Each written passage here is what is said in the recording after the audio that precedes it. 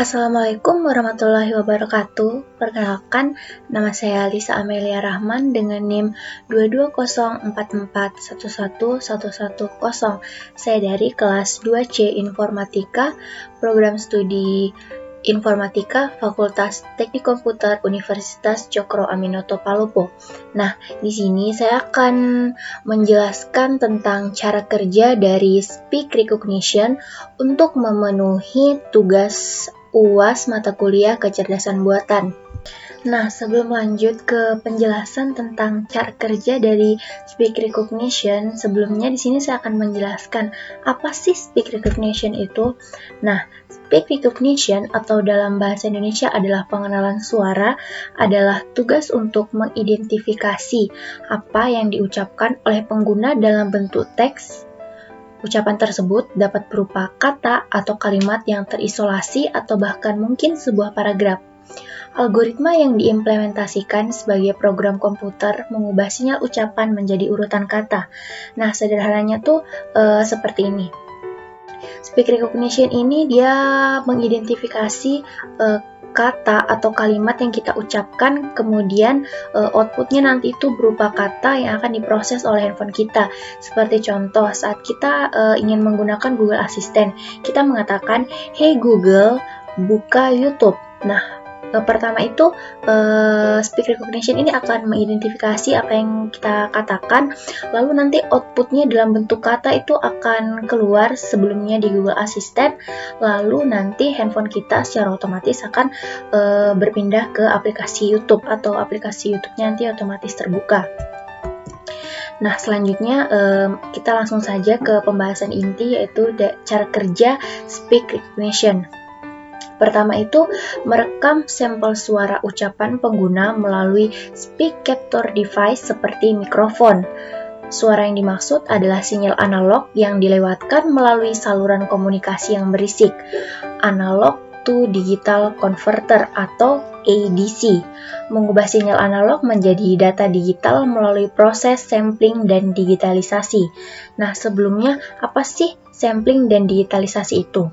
Nah, sampling itu adalah proses di mana sebuah populasi dieksekusi agar dapat mewakili populasi tersebut. Nah, itu sama seperti sampling itu proses untuk mengeksekusi kata-kata untuk mewakili kata-kata tersebut.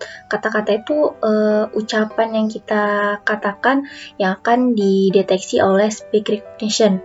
Nah, digitalisasi itu apa? Digitalisasi adalah sebuah istilah atau terminologi yang digunakan untuk menjelaskan sebuah proses peralihan media yang dimulai dari penggunaan media cetak, video, ataupun audio menjadi media digital dengan tujuan untuk bisa mengarsip dokumen dalam bentuk transformasi digital. Oke, selanjutnya yang kedua adalah sistem memfilter kebisingan yang tidak diinginkan dan membaginya menjadi pita frekuensi yang berbeda dan menormalkan suara. Hal ini dilakukan karena pengguna tidak selalu berbicara dengan kecepatan dan volume yang sama. Oleh karena itu, suara harus disesuaikan agar sesuai dengan template yang telah disimpan sebelumnya di sistem database. Maksudnya di sini itu seperti contoh, misal kita menggunakan Google Assistant, kita mengatakan, "Hey Google, buka YouTube." Kita mengatakan dengan suara yang terlalu pelan dan dengan kecepatan pengucapan yang terlalu cepat. Nah, itu kan susah ya untuk diidentifikasi. Nah, untuk maksudnya di sini cara kerja yang kedua, nanti dia itu akan mengidentifikasi lalu berusaha mencocokkan kata yang kita ucapkan itu dengan kata-kata yang sudah disimpan di sistem database-nya atau sistem database dari handphone kita. Selanjutnya adalah untuk pengenalan kosakata besar seperti kalimat yang panjang didekomposisi menjadi urutan subkata. Proses ini disebut segmentasi. Proses ini dilakukan pada sinyal di mana sinyal dibagi menjadi segmen-segmen dan diproses lebih lanjut oleh modul signal processing yang mengekstrak fitur vektor. Vektor yang diekstraksi ini membentuk input ke decoder. Nah, sebelumnya apa decoder itu? Decoder adalah rangkaian logika yang menerima input-input dan mengaktifkan salah satu outputnya yang sesuai dengan urutan inputnya.